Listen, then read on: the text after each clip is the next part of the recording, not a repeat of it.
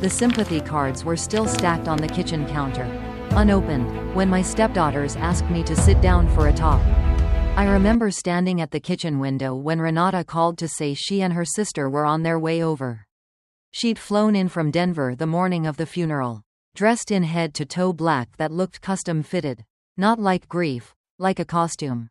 Her younger sister, Petra, had driven up from Austin with her boyfriend, a guy named Colt who wore loafers to the graveside service and shook nobody's hand. And now, 3 days later, they wanted to talk.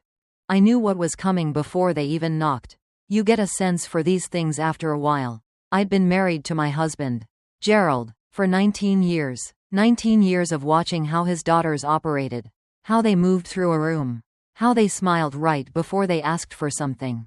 I'd learned to read the body language the way you learn to read weather, not because you want to, but because your survival starts to depend on it. I made a pot of coffee and waited. Renata came through the door first.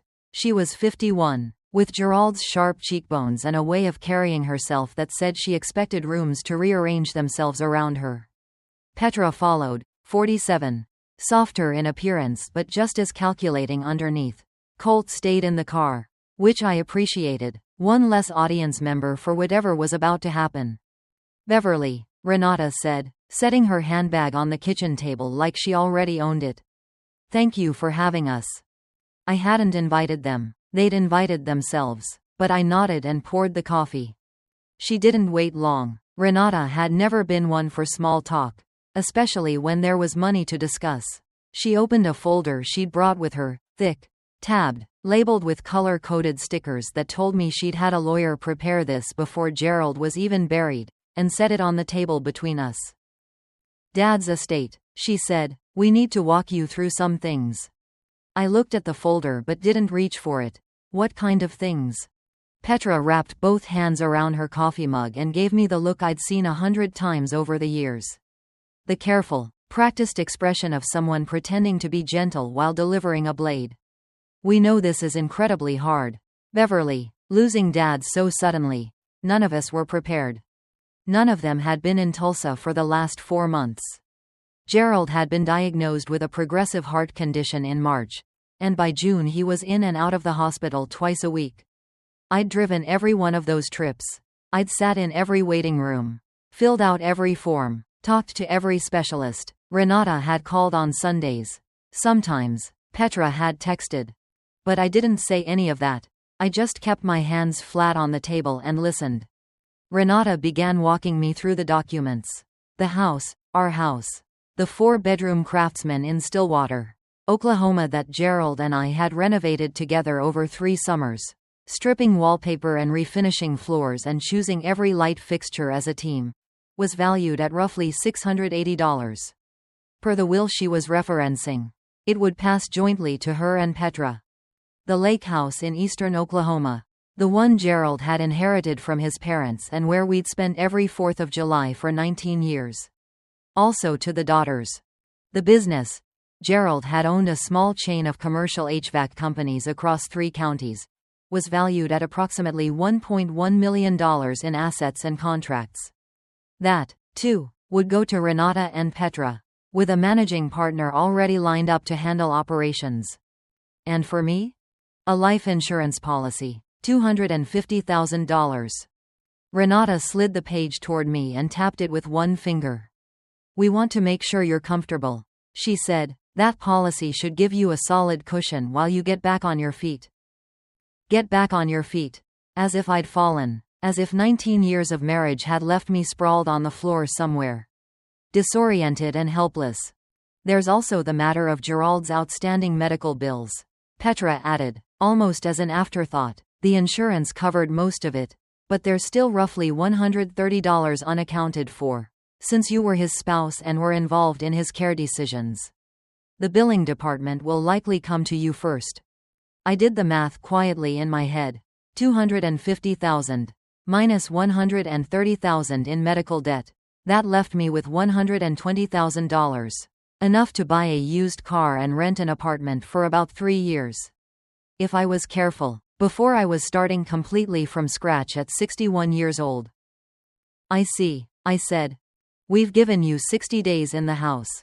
Renata added. We know that's tight, but we do have buyers interested and we'd like to move quickly. I nodded. I think I even thanked them. Looking back, I'm not entirely sure. What I remember clearly is that they finished their coffee, packed up the folder, and left me sitting alone in a kitchen that suddenly felt like it belonged to someone else. My attorney's name was Donna Chastain, and she had been practicing estate law in Stillwater for 30 years. She was 64, compact, with reading glasses she wore on a beaded chain and a habit of pressing her fingertips together when she was thinking through something complicated. She did that a lot during our first meeting after the funeral. The will they're referencing, she said, her fingertips pressed together, was executed 11 years ago. Before your marriage, Beverly, before Gerald built most of what he built in the last decade. There are significant grounds for a spousal rights challenge here. Oklahoma law protects surviving spouses. We could contest this. How long would that take? She tilted her head. Realistically, 18 months to 3 years. These situations have a way of dragging out, especially when both sides are motivated. And in the meantime? You'd need to find somewhere to live. The house would likely be frozen in probate, so neither party could sell. The medical bills would continue to accrue interest. She paused. It would not be comfortable. I looked out her window at the parking lot. A woman was loading groceries into a minivan. Toddler on her hip, completely unbothered by anything, just going about her Tuesday. I thought about what that felt like. Just going about your Tuesday. What if I didn't contest it? I asked. Donna set her glasses down. I'm sorry? What if I accepted the terms as presented? Signed everything over, took the insurance payout, and walked away? She was quiet for a long moment. Beverly, you would be voluntarily surrendering your spousal rights to an estate that you have a legal and moral claim to. As your attorney, I can't recommend that. I'm not asking you to recommend it. I'm asking what the process would look like. Another pause. Longer this time. We'd need releases, agreement on the medical debt responsibility, clean documentation that no future claims could be brought. If they agreed to absorb the medical debt from the estate before distribution, you'd walk away with the full insurance payout. $250,000. Yes. And how quickly? 2-3 weeks. A month at most if they're motivated. They were definitely motivated. I looked back out the window. The woman with the minivan was gone. Just an empty parking space and the flat Oklahoma sky. Draft the papers, I said. Donna looked at me the way people look at someone standing at the edge of something they can't quite see the bottom of. There's something you're not telling me, she said quietly. And she was right, but I wasn't ready to explain it yet. Not until I understood it myself. Gerald had always kept a small wooden box in the back of his closet. Not locked, just a plain cedar box. The kind you find at craft stores. With a simple brass latch. He'd had it for as long as I'd known him. I'd asked about it once. Years ago, and he'd smiled and said it was where he kept things he didn't want to forget. I'd respected that. In 19 years, I'd never opened it. I opened it the night after my meeting with Donna. Inside, wrapped in a piece of navy felt, was a key, not a house key or a car key, smaller, flatter, the kind that opens a lockbox or a storage unit. Beneath it was a folded note in Gerald's handwriting. Not a letter, just a few lines. Bev, if something's happened, go to Store Safe on Harper Road. Unit 114. Everything you need is there. Don't go alone. Call Meredith first. Meredith Walsh, Gerald's attorney. Not Donna, a different attorney. One I'd met exactly twice at firm events over the years. A woman with close-cropped silver hair and the calm energy of someone who had seen absolutely everything and was surprised by none of it. I called her the next morning. She answered on the second ring. Like she'd been expecting me. Beverly, she said, I was wondering when you'd reach out. I'm so sorry about Gerald. He was a remarkable man. He left me a note. I said, told me to call you before going to his storage unit. A brief silence. Yes. I know about the unit. Gerald and I worked together for the last 8 months of his life on something fairly involved. I'd like to explain everything in person. If that's all right, can you come to my office today? Meredith Walsh's office was in Oklahoma City, 45 minutes from Stillwater. She met me in the lobby herself and walked me upstairs to a conference room where a thick accordion file was already sitting on the table, labeled with my name. She poured water, sat down across from me, and began. Gerald came to me last October, she said. He'd just received his diagnosis, and he was trying to understand exactly what his estate looked like. In the process of reviewing his documents, he discovered something that concerned him a great deal. She opened the accordion file and pulled out a series of printed bank statements.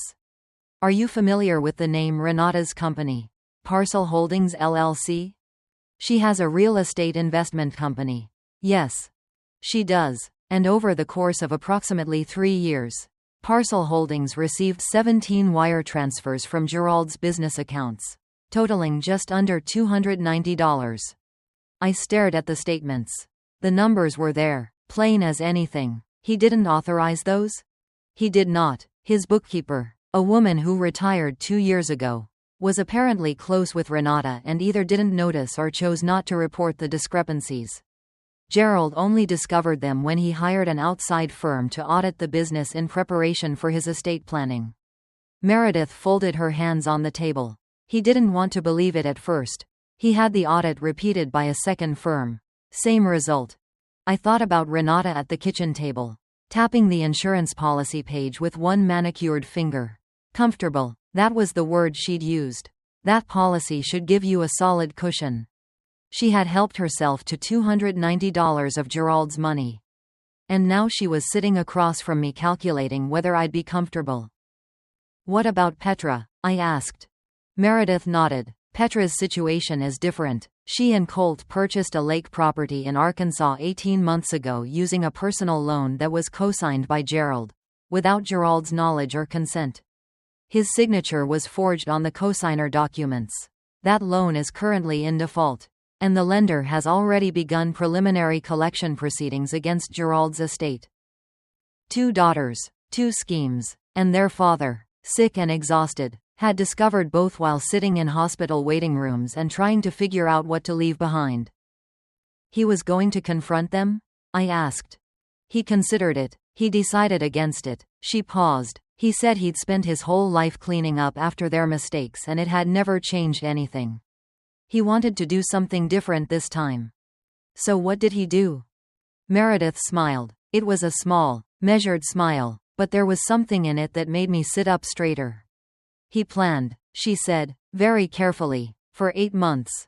The storage unit on Harper Road contained filing boxes, organized by color-coded tabs in Gerald's neat handwriting. Every financial document related to both the unauthorized transfers and the forged loan. An independent appraisal of the business, not the $1.1 million figure Renata had cited, but $2.3 million, reflecting contracts she hadn't mentioned and accounts she didn't know about. A second life insurance policy, for $400, with only my name on it. And at the back of the unit, in a banker's box labeled simply Final, a will, executed 7 weeks before Gerald's death. Signed, witnessed, notarized, and filed with Meredith's office. The will left everything to me. The house, the lake house, the business, all of it, but there was a clause. One specific paragraph that I read 3 times standing in that storage unit with the fluorescent light buzzing overhead. Asterisk in the event that my daughters, Renata Louise Ashby and Petra Jean Holloway, present or attempt to enforce any prior estate document, I direct my wife, Beverly Ann Whitaker, to present this instrument to any court of competent jurisdiction and to pursue all available legal and civil remedies against both individuals, including but not limited to restitution of funds improperly transferred from my business accounts and recovery of all losses resulting from forged financial instruments. He hadn't just protected me. He'd set a trap. And Renata, sitting in my kitchen with her color-coded folder, had already stepped into it. The weeks that followed were a careful game of stillness. Meredith advised me to say nothing to Renata and Petra about what I'd found. To continue cooperating with the estate process. Let them believe I was signing away my rights. And wait until the moment was precisely right. It was the hardest thing I've ever done. Renata called twice a week with updates, always framed as helpfulness. She'd found a real estate agent for the Stillwater house. She said she'd spoken to the HVAC business's managing partner about transition timelines. She'd gotten an estimate on the lake house repairs. Every call was brisk, efficient, and just barely warm enough to be plausible. Petra texted instead of calling. She'd send photos of things she'd already mentally claimed from the house: the dining room set, the outdoor furniture, the wrought iron headboard that Gerald and I had found at an estate sale in Muskogee 7 years ago. I responded to everything with single-word politeness. Sounds good. Okay, thanks. My attorney Donna called midway through the third week. She'd drafted the papers Renata's attorney had requested and wanted me to come in to review. I sat across from her and read through 40 pages of legalese that methodically stripped away every right I'd held as Gerald's wife. "You can still walk away from this," Donna said quietly. I turned to the signature page. "I know. Beverly." "I know, Donna. Schedule the signing." She looked at me the way Meredith had looked at me, like she was trying to see past the surface of what I was saying to whatever was underneath. She'd seen something like this before, I suspected. Women giving things away that they shouldn't. Under pressure they shouldn't have to feel. She couldn't know I was doing the opposite of what it looked like. The signing was scheduled for a Thursday morning at a downtown title company. Donna attended. Renata and Petra attended with their attorney, a heavy-set man named Barton who had the self-satisfied energy of someone who'd never once been surprised by anything. Meredith was not present. That was intentional. Renata arrived in a cream blazer and pearl earrings. Petra wore a dress I recognized. It was one she'd borrowed from a neighbor of mine 18 months ago and apparently never returned. They sat across the table from me and Donna, with Barton between them, and everyone exchanged the kind of pleasantries that exist purely to paper over the fact that nobody in the room actually means anything they're saying. Barton organized the documents. There were a lot of them. As he sorted through the stack, he paused. The pause was small, maybe 2 seconds, but Donna noticed it. And I noticed it, and something shifted in the air of that room the way it shifts right before a storm rolls in. He turned to page 4. "Read something." Turned to page 5. "Read something else." "Mrs. Ashby," he said, using Renata's married name. His voice was very controlled. "Did you review the full packet your office sent over?" Renata tilted her head. "Of course. All of it, including the attachment that came through yesterday afternoon from the Walsh firm?" Renata's composure flickered, just slightly. "I'm not sure what you're referring to." Barton turned his laptop around to show her the screen.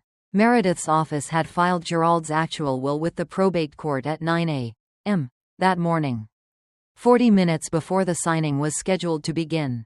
They had also submitted to the court a certified copy of the audit findings regarding parcel holdings, and a formal complaint regarding the forged cosigner documents on Petra's Arkansas loan. All of it was now part of the public record. Renata went very still. Petra looked at her sister with an expression I'd never seen on her face before. Not the careful softness she usually performed. Not the false concern. But something raw and frightened and very young. "What is this?" Renata said quietly. I folded my hands on the table. "It's Gerald's final wishes," I said. "The real ones." Barton cleared his throat. "Mrs. Whitaker, I have to be honest. I was not aware of any of this when I prepared these documents. I'd like to request a recess to speak with my clients." "Of course," I said. They left the room. Donna leaned toward me, her voice low. "You knew this was coming." "I did." "For how long?" "Long enough." She sat back. For the first time since Gerald's death, she smiled. Really smiled, not the careful, professional expression she'd been offering me for weeks, but an actual, unguarded smile. "He was something else," she said, "wasn't he? He really was." The recess lasted 40 minutes. When Renata, Petra, and Barton returned to the table, the architecture of the whole situation had completely rearranged itself. Barton was professional, which I respected. He laid out the situation plainly. The will they'd been relying on was superseded. The new will was filed and valid. The probate court had already been notified. The financial evidence Meredith had submitted created significant civil, and potentially criminal, exposure for both Renata and Petra. Renata kept her chin up. I'll give her that. Even when everything was collapsing, she held herself like she'd expected to land on her feet.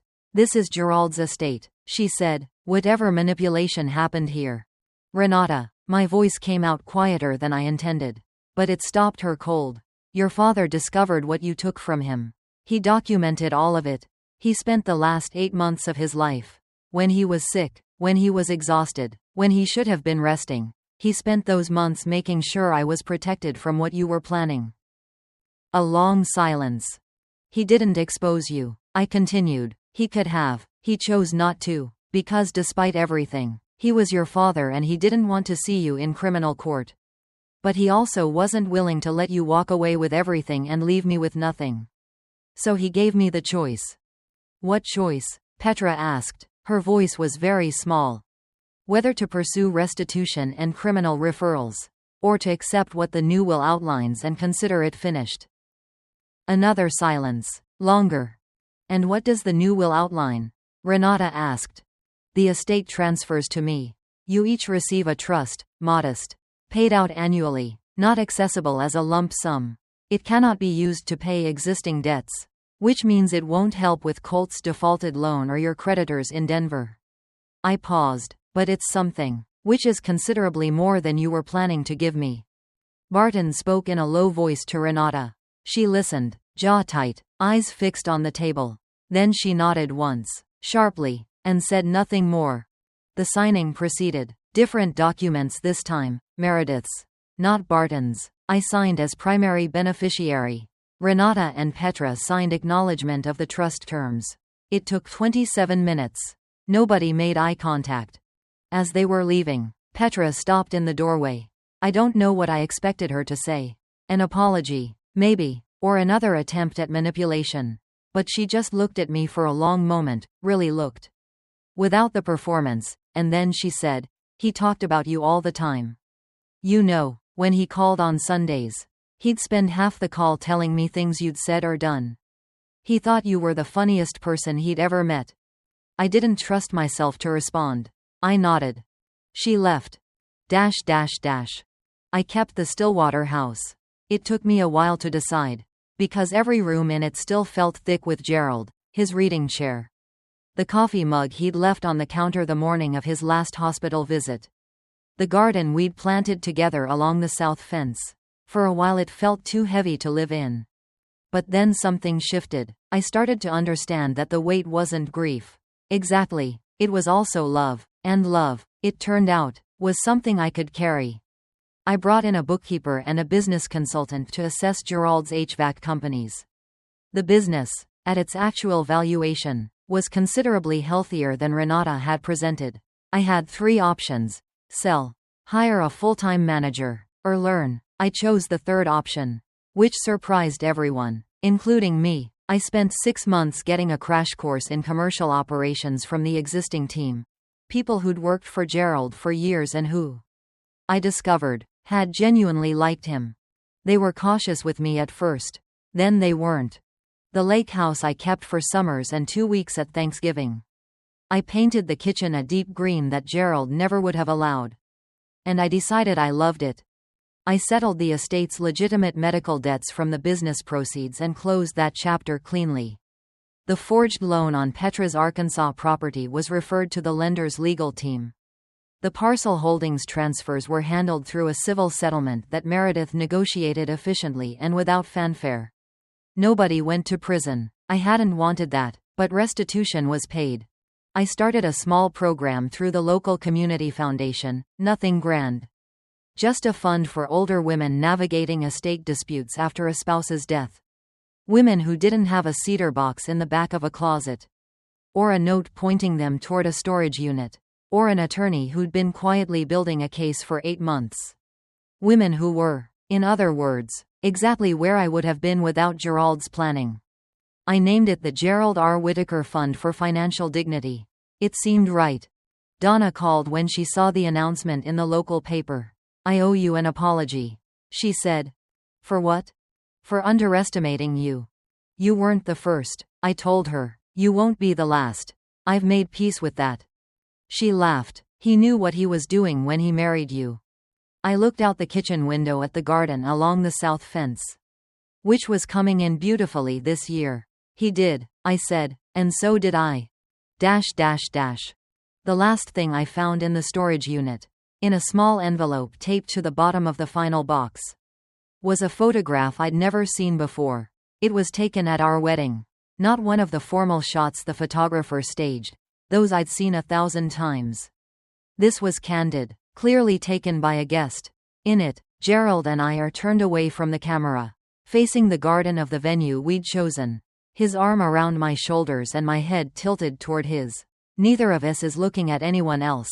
We're just talking, easy and close, the way two people talk when they know exactly where they belong. On the back of the photograph, Gerald had written 4 words. You always were enough. I have it on my desk now, in a small frame, right where I can see it. Some days I think about Renata in her cream blazer, sitting in my kitchen like she already owned the room. I think about Petra photographing my headboard from the doorway. I think about the 45-minute recess and the look on Barton's face when he got to page 4. And then I think about a man who spent his final months sick and scared and stubbornly loving, making sure that none of that would matter in the end, making sure I'd be standing exactly where I am now. I think he'd be pleased. And honestly, so am I.